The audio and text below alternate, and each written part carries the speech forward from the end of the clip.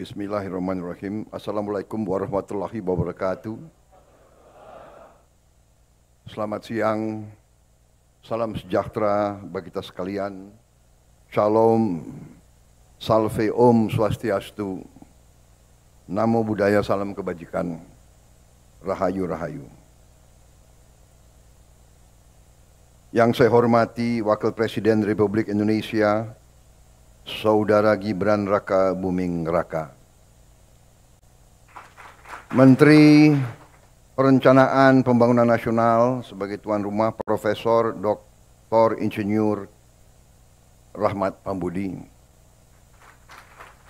Ketua Dewan Perwakilan Daerah Republik Indonesia Saudara Sultan Bakhtiar Najamuddin, Ketua Komisi Yudisial Profesor Amzulian Rifai, Ketua Badan Pemeriksa Keuangan Republik Indonesia Ibu Isma Yatun yang mewakili, Ketua Badan Legislasi DPR RI Saudara Bob Hasan, para Menteri Koordinator, para Menteri dan Wakil Menteri Kabinet Merah Putih, para Kepala Badan, Kepala Lembaga Pemerintahan, Jaksa Agung, Kepala BIN, Kapolri, Panglima TNI, Gubernur Lemhanas, Gubernur Bank Indonesia, Ketua KPK, Ketua BPKP, Ketua PPATK yang saya hormati, para gubernur dan pejabat gubernur, para Kepala Badan Perencanaan Pembangunan Daerah, Sekretaris Daerah Provinsi, Bupati, Wali Kota, dan dari seluruh Indonesia, serta para rektor yang hadir secara langsung maupun melalui video conference. Yang saya hormati dan saya banggakan, hadirin undangan yang berbahagia. Pada kesempatan kali ini, tentunya sebagai insan yang bertakwa, marilah kita tidak henti-hentinya memanjatkan puji syukur kehadirat Allah Subhanahu wa Ta'ala, Tuhan Maha Kuasa. Kita masih diberi kesehatan, masih diberi karunia dapat berkumpul di tempat yang bersejarah ini untuk menghadiri pembukaan Musyawarah Perencanaan Pembangunan Nasional RPJMN 2025-2029, Rencana Pembangunan Jangka Menengah Nasional. Dalam kesempatan kali ini saya ucapkan terima kasih kepada Kepala Bappenas dan seluruh jajarannya, serta seluruh Gubernur dan Kepala Badan Perencanaan Daerah, Pembangunan Daerah yang telah bekerja keras menyusun dan menghasilkan rencana pembangunan jangka menengah ini. Saudara-saudara sekalian, dalam hidup bernegara ada beberapa filosofi bernegara yang bermuara kepada faham ekonomi. Ada faham yang sangat kuat di negara-negara barat tadinya, yaitu yang berpendapat bahwa suatu pembangunan ekonomi tidak perlu direncanakan, bahkan tidak boleh direncanakan. Mereka menganut pemikiran yang disebut neoliberal sekarang, bahwa yang mendorong ekonomi adalah pasar. Pemerintah itu hanya sebagai regulator dan sebagai wasit.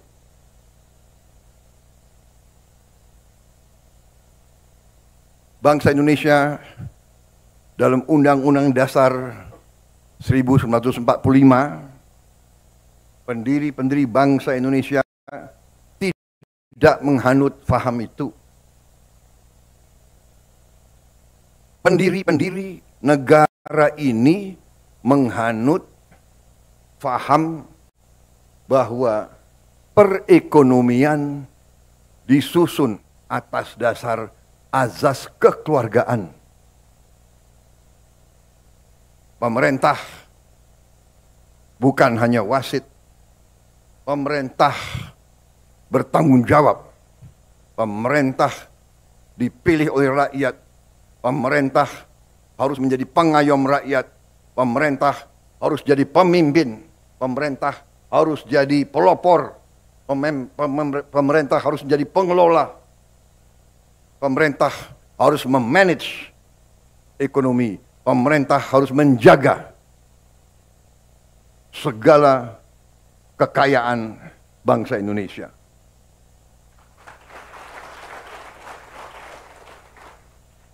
Saudara-saudara, dalam pemahaman ekonomi yang kita sekarang wajib dan pantas untuk menyebut ekonomi kita ekonomi Pancasila. Bahwa ekonomi Pancasila itu adalah penggabungan antara yang terbaik dari pemahaman pasar bebas, kapitalisme, yang terbaik dari ekonomi yang direncanakan, planned economy. Itu Pancasila. Antara pasar bebas dan antara ekonomi yang direncanakan. Bahwa Presiden pertama membuat rencana pembangunan semesta 8 tahun. Kemudian Presiden kedua melanjutkan dengan rencana pembangunan 5 tahun. Bahwa kita berdiri di gedung ini, gedung Bappenas, ini mengingatkan kita bahwa ekonomi kita harus kita berpegang teguh. Ekonomi kita adalah ekonomi Pancasila, ekonomi yang berazas kekeluargaan. Bahwa kita masih teguh, masih berpegang bahwa pembangunan harus direncanakan. Kita mengerti dan kita paham bahwa belum tentu rencana yang terbaik mencapai sasaran 100%. Tetapi azas kehidupan bernegara mengajarkan kepada kita tanpa perencanaan kita tidak tahu arah yang harus kita lakukan. Dalam setiap organisasi, dalam hidup swasta, dalam korporasi pun harus ada perencanaan. Apa rencana strategis kita?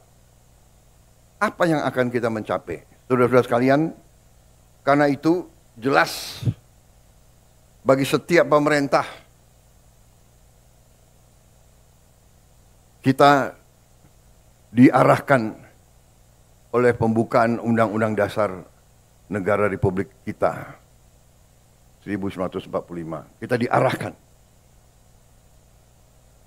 tujuan nasional yang ditetapkan oleh pendiri-pendiri bangsa kita, yang mendirikan bangsa ini melalui suatu pengorbanan, suatu perjuangan.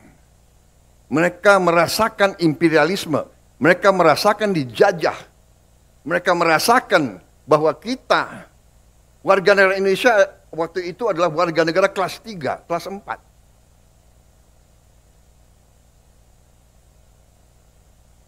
Tujuan nasional pertama, azas perlindungan. Melindungi segenap bangsa Indonesia dan seluruh tumpah darah Indonesia. Melindungi. Saya disumpah. Saudara Wakil Presiden disumpah untuk menjaga, menjalankan Undang-Undang Dasar. Saya harus melindungi, pemerintah yang saya pimpin harus melindungi segenap bangsa Indonesia. dan seluruh tumpah dari Indonesia. Dan saudara-saudara sebagai bagian dari pemerintah, saudara-saudara sebagai anak bangsa Indonesia di bidang masing-masing, di eselon masing-masing punya tanggung jawab untuk menjalankan Undang-Undang Dasar ini.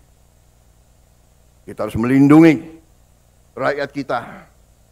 Melindungi dalam arti yang lengkap, dalam arti komprehensif, dalam arti yang menyeluruh.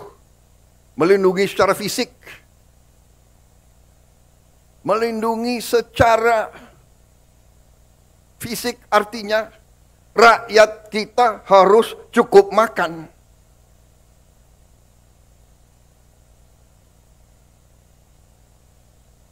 Melindungi secara fisik rakyat kita harus cukup makan. Melindungi segenap tumpah darah artinya kita harus swasembada pangan. Bagaimana kita mau lindungi segenap bangsa kalau kita tidak bisa jamin makan? Tidak ada negara, tidak ada peradaban tanpa pangan. Saya ingatkan saudara-saudara sekalian. Mari kita kembali ke dasar pengetahuan. Jadi perencanaan pembangunan nasional ini penting. Tetapi dasar-dasarnya saya kira menjadi acuan bagi kita. Baru sesudah kita lindungi, tentunya setelah kita menjamin fisik daripada rakyat kita menjamin juga sumber-sumber kehidupan rakyat kita. Kita harus jaga tumpah darah kita, tanah air kita, yang kita nyanyi itu. Memajukan kesejahteraan umum, perintah Undang-Undang Dasar, mencerdaskan kehidupan bangsa, dan kita ikut melaksanakan ketertiban dunia. Kita juga berperanan. Tapi bagaimana kita berperanan kalau rumah kita tidak beres? Kalau dapur kita tidak beres? Jadi saudara-saudara, ini penting saya sampaikan karena upaya kita untuk swasembada pangan dan swasembada energi ini adalah dasar kedaulatan. Dasar kedaulatan. Begitu kita menjamin swasembada pangan kita, dan insya Allah dalam beberapa tahun kita menuju swasembada energi, harus. Karena ada budaya di bangsa Indonesia ini saya perhatikan, ya, segelintir tentunya, tapi kadang-kadang segelintir orang-orang yang menganggap dirinya pintar. Selalu meragukan kemampuan bangsa Indonesia. Rasa rendah diri.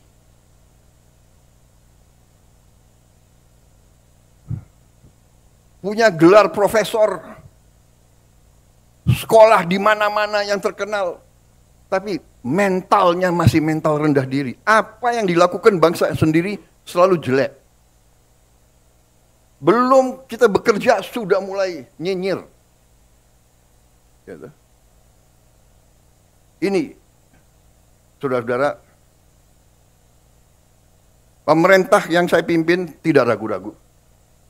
Kita berpegang kepada Undang-Undang Dasar 45. Kita berpegang kepada cita-cita pendiri bangsa Indonesia. Kita berniat baik, kita ingin memimpin bangsa ini dengan pemerintah yang bersih. Itu keinginan kita. Dan itu tekad kita. Dan insya Allah, dengan kehendak dan tekad yang baik, insya Allah kita akan mencapai. Indonesia harus mempunyai pemerintah yang bersih. Indonesia harus memiliki pemerintahan yang bersih. Saudara-saudara, berkali-kali di setiap kesempatan saya bicara, kita harus hentikan kebocoran-kebocoran. Menghentikan. Dan sekali lagi saya ingatkan, aparat pemerintah sangat menentukan. Aparat pemerintah sangat menentukan kebocoran-kebocoran untuk dihentikan. Penyelundupan dari luar ke dalam. Penyelundupan dari luar ke dalam adalah membahayakan kedaulatan Indonesia. Penyelundupan tekstil mengancam industri tekstil kita. Mengancam kehidupan ratusan ribu pekerja kita.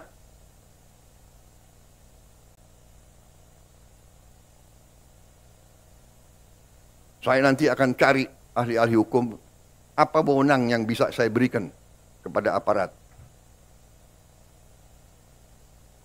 Apa kapalnya ditenggelamkan?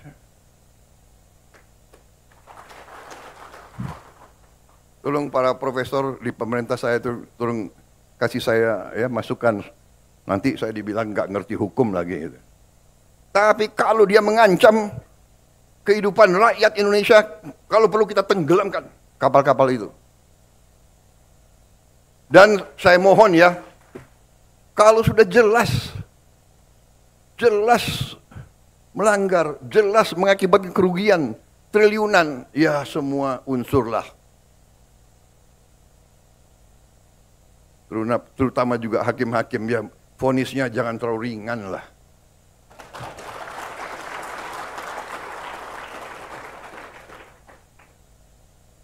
Nanti dibilang Prabowo nggak ngerti hukum lagi. Tapi rakyat pun ngerti, rakyat di pinggir jalan ngerti. Ngerampok triliunan, kalau triliunan, ratusan triliun. Vonisnya sekian tahun. Nanti jangan-jangan di penjara pakai AC, punya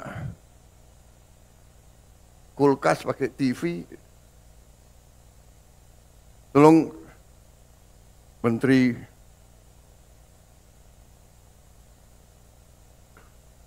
Pemasyarakatan ya, Jaksa Agung ya. Naik banding nggak? Naik banding ya? Naik banding.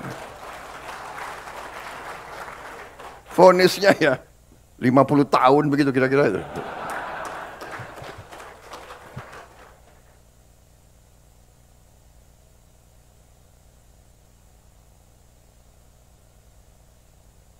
Kita semua, mari kita kembali ke jati diri kita, kembali ke 17 Agustus 45, cita-cita pendiri bangsa kita. Saya tidak mau nyalahkan siapapun, ini kesalahan kolektif kita. Mari kita bersihkan. Makanya saya katakan, aparat pemerintahan kita gunakan ini untuk membersihkan diri, untuk membenahi diri sebelum nanti rakyat yang membersihkan kita. Lebih baik kita bersihkan diri kita sendiri. Rakyat Indonesia sekarang tidak bodoh, mereka pinter-pinter. Semua orang punya gadget. Sudah lain, ini bukan 30 tahun yang lalu, ya kan? Ini bukan 20 tahun yang lalu. Jadi saudara-saudara, Musreng Bangnas ini saya gunakan kesempatan ini untuk tadi ucapan terima kasih, dan ini ada kesempatan untuk diperbaiki, saya kira ya kan, masukan dari daerah-daerah, dan juga saya minta kebesaran hati, kebesaran jiwa kita semua. Rakyat saya yakin akan sabar rakyat kita rakyat yang baik. Mereka mengerti siapa yang di atas jalan yang benar, siapa yang tidak di atas jalan yang benar. Saudara-saudara sekalian. Jadi, marilah kita berbuat yang terbaik. Dalam arti perencanaan ini kita laksanakan dengan realisme, dengan hal-hal yang konkret. Ya. Terima kasih.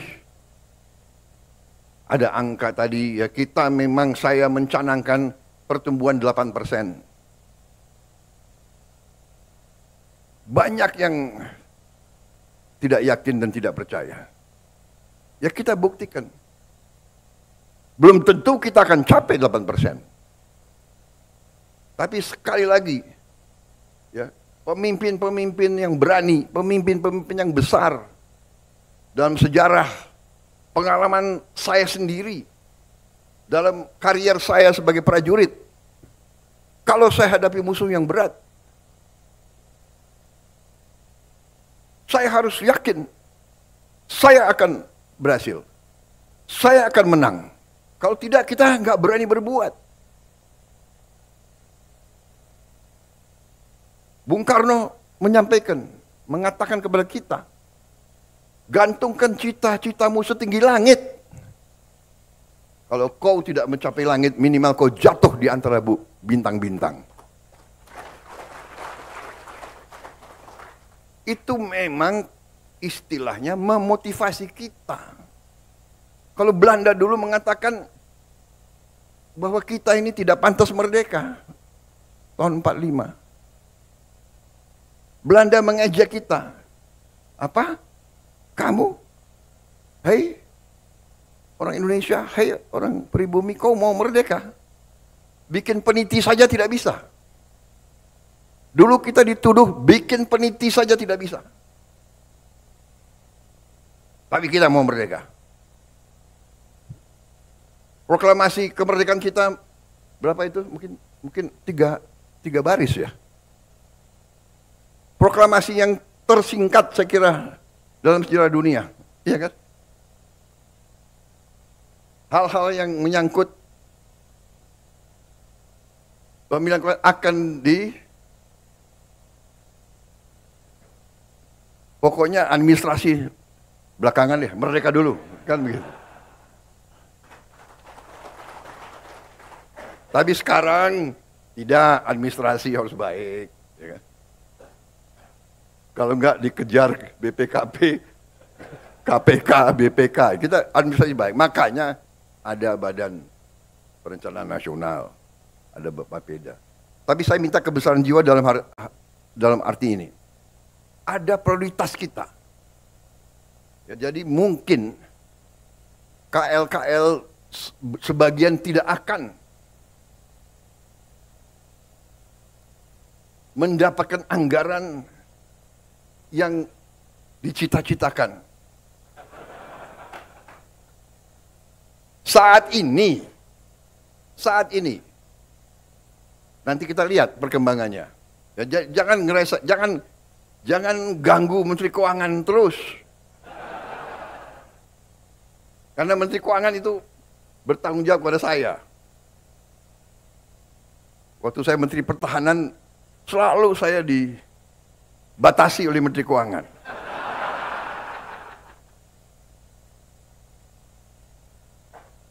Sekarang yang lemes Pak Safri Samsudin.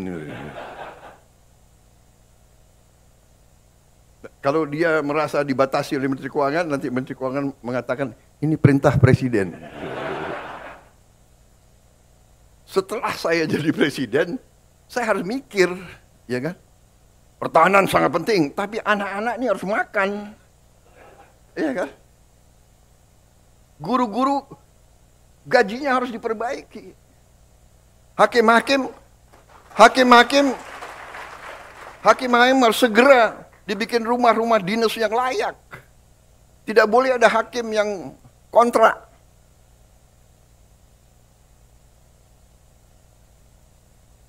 Menteri Perumahan ngangguk-ngangguk. Terima kasih Menteri Perumahan.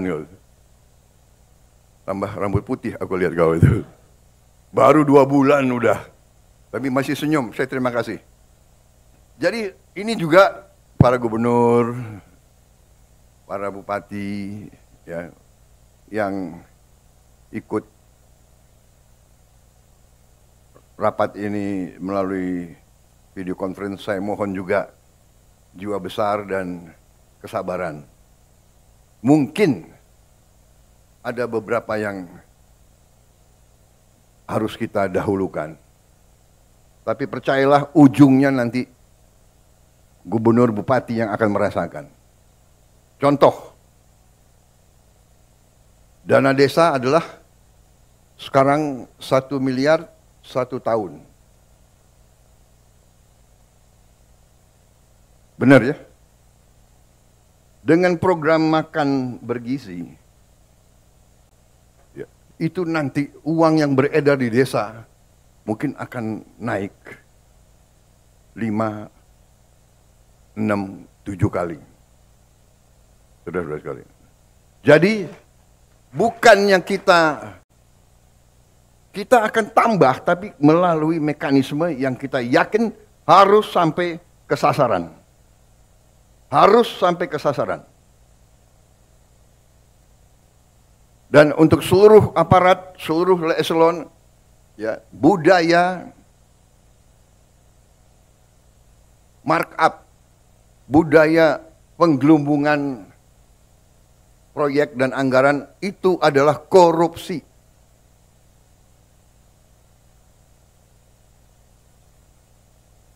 Saya ulangi, penggelumbungan markup barang atau proyek itu adalah merampok uang rakyat. Kalau bikin proyek yang nilainya 100 juta, ya 100 juta. Bikin rumah 100 juta, ya 100 juta. Jangan 100 juta dibilang 150 juta. Budaya ini harus kita kurangi, saudara-saudara. Bukan kurangi, maaf, harus kita hilangkan. Ya.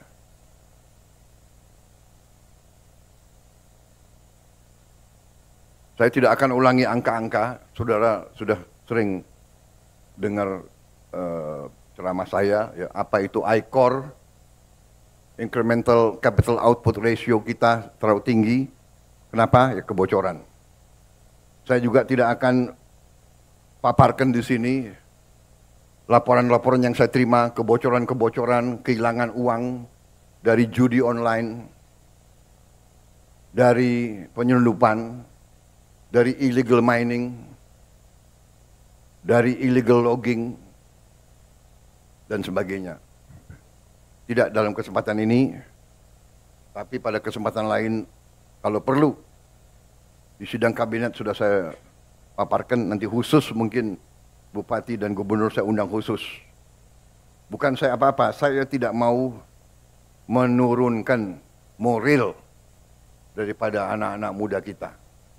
Tapi rakyat harus yakin, harus bertekad bahwa kita sekarang ingin melaksanakan pembangunan nasional dengan mengurangi segala bentuk kebocoran, manipulasi, markup, akal-akalan, dan sebagainya. Dan ini membutuhkan kerjasama semua pihak. Yudikatif, legislatif, pemerintahan, aparat. Semua kita harus kerjasama. Tadi saya katakan, ya, rakyat kita itu bukan rakyat yang bisa dibohongi terus. Sudah jelas kerugian sekian ratus triliun, vonisnya seperti itu. Ya. Ini bisa menyakiti rasa keadilan.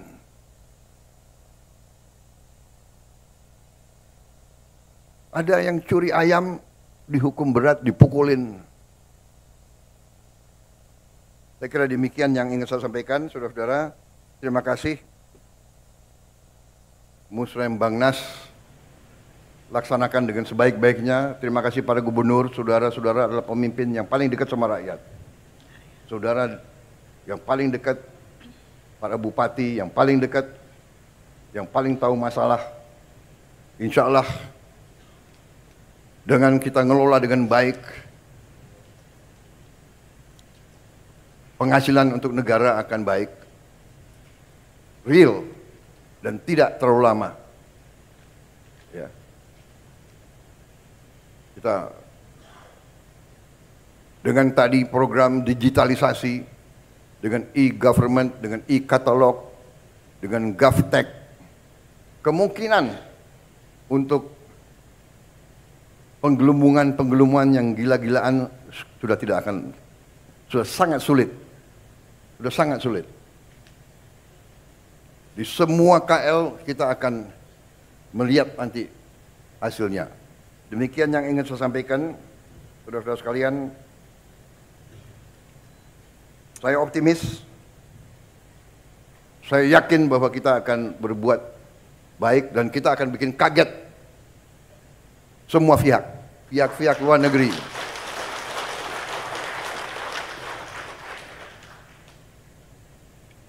Saya malah ditantang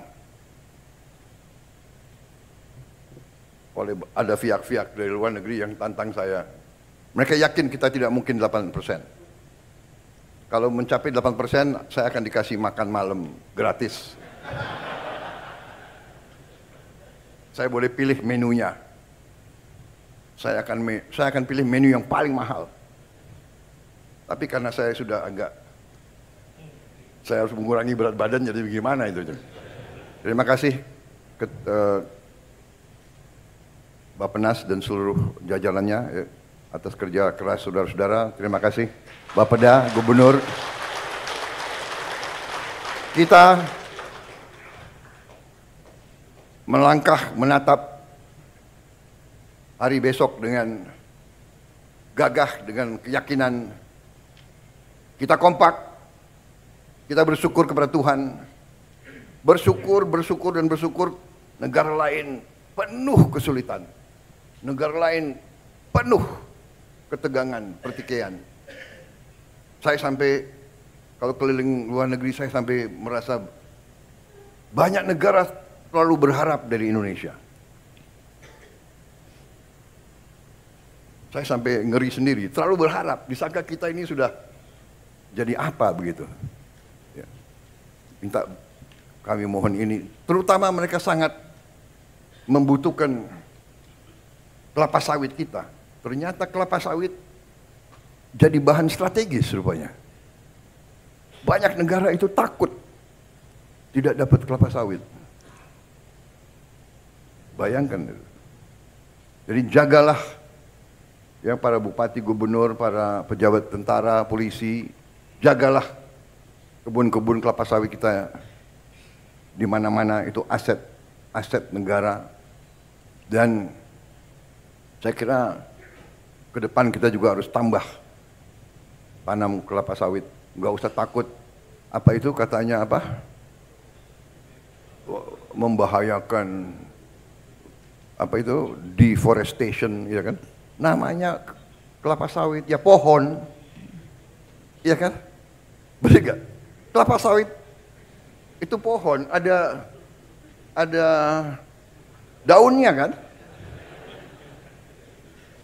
Ya dia keluarkan, dia menyerap karbon dioksida. Dari mana kok kita dituduh? Ya kan? Yang boten-boten aja itu orang-orang itu. Jadi kita baik-baik aja, kita tidak, bahkan mereka bingung. Waktu mereka mau apa tuh ngomong-ngomong mau batasi, kita nggak boleh apa, Eropa kan mau batasi, sekarang bingung sendiri. Saya bilang, oh terima kasih, kita nggak jual ke Anda, terima kasih, saya bilang. Mereka panik sendiri di situ sekarang. Tuh, nanti semua industri coklat mereka kacau itu kan, bikin coklat itu kan dari kelapa sawit itu, sebagian dari deterjen, apa itu, kosmetik, Bingung sendiri mereka, nggak apa-apa. Saya kira itu dari saya. Terima kasih. Wassalamualaikum warahmatullahi wabarakatuh.